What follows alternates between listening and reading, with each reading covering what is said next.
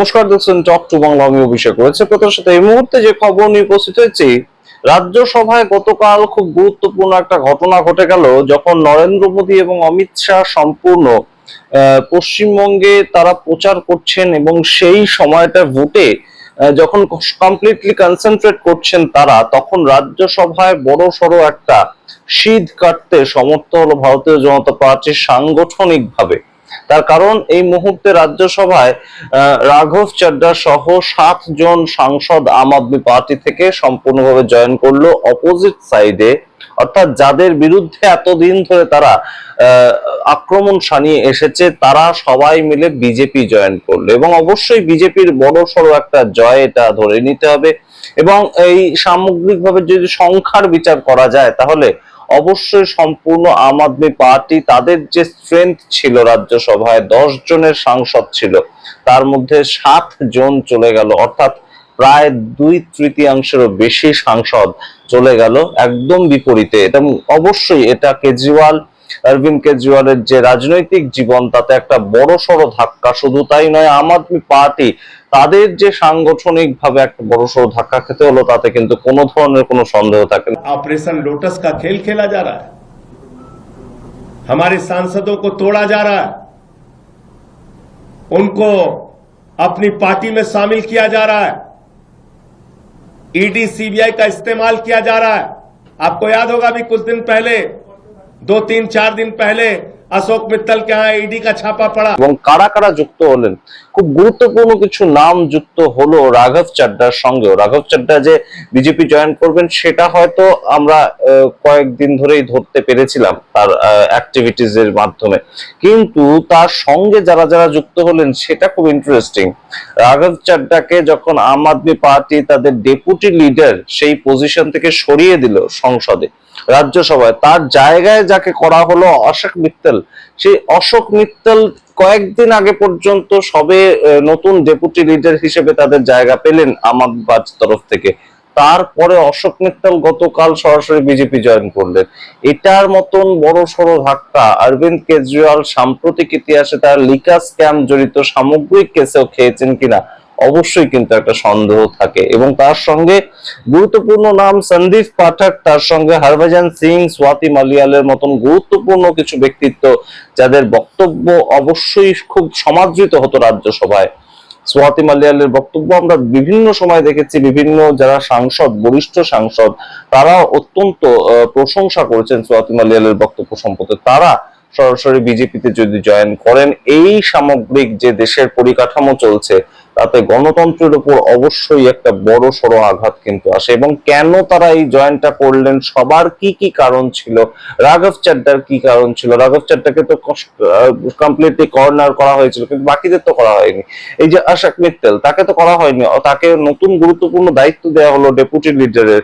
একদম সঞ্জয় সিং এর পরেই অশোক মিত্তলকে জায়গা দেওয়া হলো, তাহলে তিনি কেন জয়েন করলেন? প্রত্যেকটা আপনাদের বলবো কোন কোন জায়গা থেকে চাপ এসেছিল, ইডি সিবিআই কিভাবে সম্পূর্ণ মেশিনারি হিসেবে কাজ করেছিল, সমস্তটা বলবো। তার আগে অবশ্যই টক টু বাংলা ইউটিউব চ্যানেলকে সাবস্ক্রাইব করুন। এই ভিডিও অত্যন্ত গুরুত্বপূর্ণ। এই মুহূর্তে সাম্প্রতিক ঘটনায় এত বড় সড়ো একটা ধাক্কা কিন্তু কোনো পলিটিক্যাল পার্টিকেই খেতে হয়নি, তাই শেষ অবধি দেখুন, স্কিপ না করে। আপনাদের জানাই এই মুহূর্তে সংসদের অভ্যন্তরে সাংসদ ভাঙিয়ে নিয়ে চলে যাওয়া এত বড় পরিমাণে, সেটা কিন্তু সাম্প্রতিক ইতিহাসে কোনো পার্টি থেকে আমরা দেখতে পাইনি। একজন কখনো চলে গিয়েছেন, এবং সেটাই আমরা ধারণা করেছিলাম যে রাঘব চাড্ডা তিনি হয়তো চলে যাবেন একা।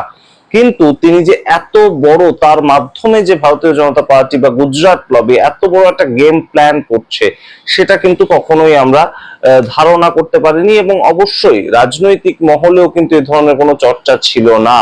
রাঘব চাড্ডা আপনারা জানেন যে সম্পূর্ণভাবে কিন্তু একজন ইয়াং লিডার হিসেবে উঠে এসেছিলেন, এবং এমন ভাবে তিনি সম্পৃক্ত হয়েছিলেন আম আদমি পার্টির সঙ্গে, এবং নরেন্দ্র মোদীর বিরুদ্ধে বক্তব্য রাখার ক্ষেত্রে যেভাবে তিনি সম্পূর্ণভাবে নিজেকে নিমজ্জিত করেছিলেন, সেই জায়গাটা কিন্তু গত 2 বছর ধরেই মিসিং ছিল। এবং আমরা দেখতে পাই যে যখন লিকার স্ক্যামের সঙ্গে অরবিন্দ কেজরিওয়াল, মনীষ সিসোদিয়া এবং সঞ্জয় সিং, তাদের মতন ব্যক্তিত্বদের নাম জড়িয়ে যায়, তখন রাঘব চাড্ডা সম্পূর্ণ সেফ প্যাসেজ নিয়ে চলে যান বিদেশে, এবং তার চোখের কোনো একটা ট্রিটমেন্ট করাতে তিনি চলে যান।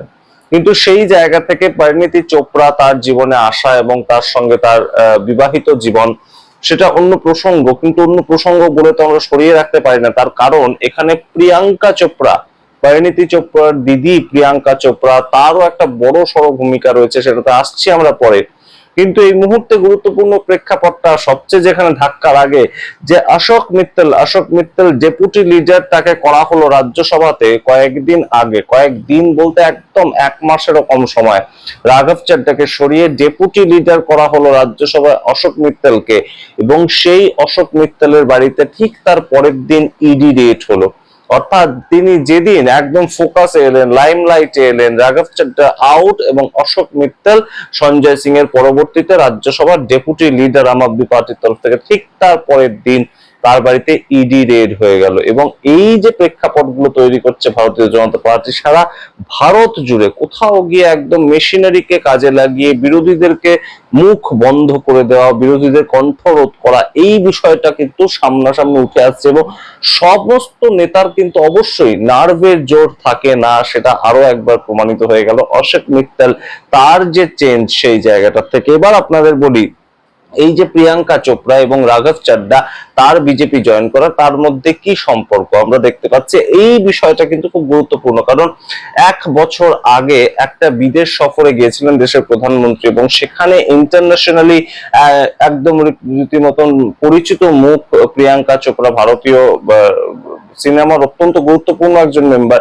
তো তিনি সরাসরি কিন্তু নরেন্দ্র মোদীর সঙ্গে ছবি পোস্ট করেছিলেন, দেখা করেছিলেন, এবং গুরুত্বপূর্ণ যে জায়গাটা, তৎকালীন সময়ে সবে সবে রাঘব চাড্ডার সঙ্গে পরিণীতি চোপড়ার বিয়েটা হয়েছিল, এবং তার পরবর্তীতেই প্রিয়াঙ্কা চোপড়ার সঙ্গে নরেন্দ্র মোদীর সাক্ষাৎ, এবং সেটা আমরা জানতেও পারতাম না যদি প্রিয়াঙ্কা চোপড়া সেই ছবিগুলো না পোস্ট করতেন। সেখান থেকেই একটা বড় সড়ো কিন্তু গেম প্ল্যান কোথাও গিয়ে সাজানো হচ্ছিল।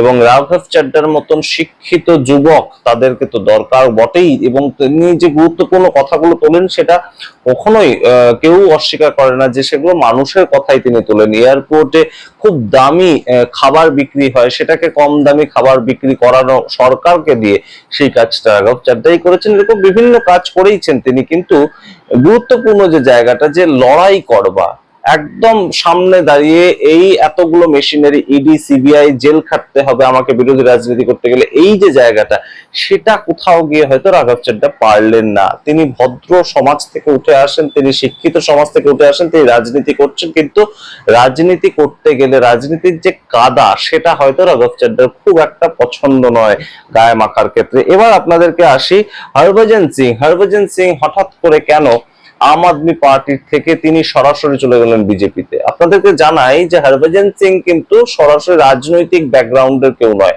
তেজস্বী যাদব যেমন রাজনৈতিক ব্যাকগ্রাউন্ডের একজন, কিন্তু পরবর্তীতে তিনি ক্রিকেটে যান, আবারও তিনি চলে আসেন রাজনীতিতে। কীর্তি আজাদ যেমন রাজনৈতিক ব্যাকগ্রাউন্ডেরই একজন লোক, তারপর তিনি ক্রিকেট খেলেন, কিন্তু আবার চলে আসেন রাজনৈতিক ব্যাকগ্রাউন্ডে। কিন্তু এই হরভজন সিং কিন্তু একজন সম্পূর্ণ ক্রিকেটার, এবং তাকে তুলে এনেছিল হঠাৎ করে চমক দেওয়ার জন্য অরবিন্দ কেজরিওয়াল। আমরা জানি যে হরভজন সিং এর জন্য অত্যন্ত বিভিন্ন ভালো ভালো প্রচার করেছেন, স্টার ক্যাম্পেনার হিসেবে হরভজন সিং ছিলেন। দিল্লির ভোটে, পাঞ্জাবের ভোটে এরকম জায়গায় ছিলেন হরভজন সিং। কিন্তু তিনি একটা জায়গা হয়তো কোথাও গিয়ে সরাসরি বুঝতে পারছিলেন যে সমস্ত ক্রিকেট জগৎ থেকে তিনি আস্তে আস্তে এলিয়েনেটেড হয়ে যাচ্ছিলেন। তার কারণটা কি? তার কারণ জয় শাহ। তার কারণ হচ্ছে ক্রিকেট বোর্ডে ঢুকতে গেলে জয় শাহ এবং অমিত শাহের বিরুদ্ধে দাঁড়িয়ে রাজনীতি করা, সেটা কখনোই সম্ভব নয়। অর্থাৎ সরাসরি কোথাও এই জায়গায় কাটা হয়ে দাঁড়াচ্ছিল কিন্তু জয় শাহ, এবং সেই জায়গাটাই কিন্তু হরভজন সিং শেষ পর্যন্ত, তিনি একজন ক্রিকেটার এবং ক্রিকেটের সঙ্গে তিনি সম্পৃক্ত থাকতে চান, এবং সেটা বিজেপি বিরোধী রাজনীতি করে যে খুব একটা সম্ভব নয়, সেটা হয়তো কোথাও গিয়ে ভাজ্জি বুঝতে পেরেছিলেন। এবং সেই জায়গা থেকেই যখন সুযোগ এসেছে, সবাই যখন যাচ্ছেন, রাঘব চাড্ডা যখন তাকেও কন্ট্যাক্ট করেছে, তিনিও চলে গেলেন, সেই জায়গাটা কিন্তু একটা তৈরি হয়েছে। এবং তার সঙ্গে স্বাতি মালিয়ালের একটা ব্যক্তিগত সমস্যা ছিল। তিনি একজন মহিলা, তার সম্বন্ধে আমরা কোনো বিস্তারিত ব্যাখ্যায় যেতে চাই না, কিন্তু সোয়াতি মালিয়ালের সঙ্গে অত্যন্ত ভালো সম্পর্ক ছিল অরবিন্দ কেজরিওয়ালের, কিন্তু পরবর্তীতে তার একটা ব্যক্তিগত সমস্যা, তার একটা ব্যক্তিগত জীবনে ক্রাইসিস নেমে আসে। সেই জায়গা থেকেই কিন্তু সম্পূর্ণ সোয়াতি মালিয়ালের উপর চাপ সৃষ্টি হয় এবং তার সামগ্রিক পলিটিক্যাল ক্যারিয়ারটা এই মুহূর্তে বন্ধ হয়ে যেত যদি তিনি না কমপ্লিটলি বিজেপিতে জয়েন করতেন। এবং তার সঙ্গে আপনাদেরকে জানাই সন্দীপ পাঠক অত্যন্ত গুরুত্বপূর্ণ একজন মানুষ ছিলেন। আপনারা জানেন যে রাঘব চাড্ডা এবং সন্দীপ পাঠক এই দুজন মিলে যে মান সরকার, যে ভগবান মান সরকারটা চলছে পাঞ্জাবে, সেই মান সরকারটার সম্পূর্ণ অ্যাডমিনিস্ট্রেটিভ সুপারভিশন যেটা, সেই জায়গাটা একদম দেখতেন রাঘব চাড্ডা এবং এই সন্দীপ পাঠক। এই সন্দীপ পাঠক এবং রাঘব চাড্ডা যখন একত্রিত ভাবে পাঞ্জাবটা চালাচ্ছিলেন, তখন কিন্তু সম্পূর্ণভাবে তাদের উপর থেকে কোথাও একদম ভরসাটা হারাচ্ছিল অরবিন্দ কেজরিওয়াল, এবং যার জন্য সঞ্জয় সিংকে দায়িত্ব দিয়ে কিন্তু পাঞ্জাবের সরকারকে দেখাশোনা করার জন্য পাঠানো হয়। সুতরাং সেই জায়গা থেকেই কোথাও গিয়ে একটা, এই সন্দীপ পাঠক কিংবা রাঘব চাড্ডা তারা একজন শিক্ষিত, সন্দীপ পাঠক নিজেও একজন সিএ এবং রাঘব চাড্ডাও একজন সিএ, তো তাদের মতন লোক একত্রিত ভাবে এই কাদাটা কোনোভাবেই মাপতে চাননি। ইডি সিবিআই এই চাপগুলো কোনোভাবেই নিতে চাননি, এবং এই চাপগুলো না নিলে কোনোভাবে যে এই মুহূর্তে বিরোধী রাজনীতি করা যাবে না, সেটা আরো একবার কিন্তু প্রমাণিত হয়ে গেল। এবং অবশ্যই এই মুহূর্তে সারা দেশে এই ধরনের একদম দল ভাঙিয়ে নিয়ে আসা, এটা কিন্তু খুব একটা স্বচ্ছ গণতন্ত্রের প্রতীক হিসেবে কাজ করে না। এবং অবশ্যই আপনাদের জানাই, শুধু এখানেই শেষ নয়, এর পরবর্তীতে লোকসভাতেও কিন্তু এই ধরনের ঘটনা ঘটতে পারে। আপনাদের জানিয়ে রাখলাম, আম আদমি পার্টির সাংসদ লোকসভাতেও কিন্তু বিজেপি জয়েন করতে পারে, এই ধরনের একটা ইঙ্গিত ইতিমধ্যেই কিন্তু আমরা পেয়েছি। এবং আপনাদেরকে জানিয়ে রাখি যে এটা শুধুমাত্র যে রাজ্যসভা বা লোকসভার সাংসদ ভাঙিয়ে নিয়ে যাওয়া সেটুকুতেই সীমাবদ্ধ থাকবে না, তার সঙ্গে এই ধরনের ঘটনা কিন্তু পাঞ্জাবের কংগ্রেসের সভাপতি তিনি বলেছেন যে পাঞ্জাবে যে আম আদমি পার্টির সরকার চলছে, সেখানে 50 জনের বেশি বিধায়ক তারা ভাঙিয়ে নিয়ে চলে যেতে পারে, কারণ সামনের বছরে রয়েছে পাঞ্জাবের ভোট এবং বিধানসভা ভোটের আগে সেটাও একটা বড় সড় গুজরাট লবির কিন্তু একটা চাল হতে পারে। অর্থাৎ অপারেশন লোটাস, এই যে বাক্য বন্ধ, এই যে শব্দ বন্ধ বিভিন্ন সময় ব্যবহার করা হয়, অপারেশন লোটাসটাকে আরো একবার অ্যাক্টিভেট যে করেছেন অমিত শাহ, এবং সেটা যেন তেন প্রকারে নিজেদের দিকে মানুষ টেনে আনা, এবং সেটা যারই মাধ্যমে হোক না কেন, সেই কাজটা কিন্তু এই মুহূর্তে গুরুত্বপূর্ণভাবেই তারা সফল হয়ে করলেন। এবং পশ্চিমবঙ্গের ভোটের ক্ষেত্রে আপনাদের জানিয়ে রাখি, পশ্চিমবঙ্গের ভোটের ক্ষেত্রেও যদি এই মুহূর্তে দেখা যায় শেষ পর্যন্ত, যেটা সম্ভাবনা খুব ক্ষীণ, কিন্তু শেষ পর্যন্ত যদি ভারতীয় জনতা পার্টি জিতে যায় কোনো না কোনো পদ্ধতিতে, তাহলে তৃণমূল কংগ্রেসের যে 29 জন সাংসদ রয়েছেন যারা 2024-এ জিতেছেন, তার মধ্যেও কিন্তু বড় সড় শীত কাটতে পারে ভারতীয় জনতা পার্টি, কারণ তারাও শেষ পর্যন্ত কিন্তু কোথাও গিয়ে একদম এই যে ডবল ইঞ্জিন সরকার চলবে পশ্চিমবঙ্গে, যদি বিজেপি জিততে পারে, যদি আমরা বলছি, তাহলে তার মধ্যে দাঁড়িয়ে বিরোধী রাজনীতি করার পরিসর খুব একটা পাবেন না। সেই রকম ভাবেই বিজেপি সম্পূর্ণভাবে চাপ দিতে থাকে।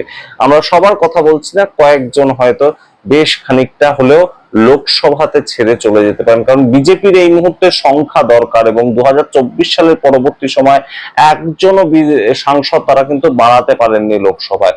রাজ্যসভার ক্ষেত্রে 7 জন সাংসদ নিয়ে নিলেন, এবং সম্পূর্ণ রাজ্যসভায় আম আদমি পার্টির যে সম্পূর্ণ ক্যাপাসিটিটা সেটাই ভেঙে দিল, এবং এখন এই মুহূর্তে একজনই সম্পূর্ণ টিম করে জ্বলবেন রাজ্যসভায়, সঞ্জয় সিং। যদিও তিনি স্বয়ং সম্পূর্ণ, তার বক্তব্য আমরা খুব ভালোভাবে মন দিয়ে শুনি, তিনি যখনই বলেন মোদীকে এবং অমিত শাহকে এবং কেন্দ্রীয় সরকারকে কটাক্ষ করতে কোনো অংশে ছেড়ে দেন না। তাই সমস্তটা রাখলাম আপনাদের সামনে, কিভাবে গণতান্ত্রিক একদম রীতিমতন চাপ দেওয়া হলো, এবং গণতান্ত্রিক পদ্ধতির এটা একটা অপমান। অশোক গেহলোত, রাজস্থানের প্রাক্তন মুখ্যমন্ত্রী কংগ্রেস নেতা, তিনি যেমনটা ঠিক বলেছেন যে এটা একটা গণতন্ত্রের হত্যা হলো, সেই জায়গাটা আপনাদের সামনে তুলে ধরলাম। এবং কার কি পার্সোনাল এজেন্ডা থেকে পলিটিক্যাল এজেন্ডা ছিল, কেন তারা সম্পূর্ণভাবে চেঞ্জ করলেন পলিটিক্যাল পার্টি, এইভাবে একদম এক ঝাঁক নেতা, সেটা আপনাদের সামনে তুলে ধরার চেষ্টা করলাম। আপনাদের মতামত দেখার অপেক্ষায় রইলাম। দেখতে থাকুন টক টু বাংলা। অবশ্যই টক টু বাংলা ইউটিউব চ্যানেলকে সাবস্ক্রাইব করে দিন। ধন্যবাদ।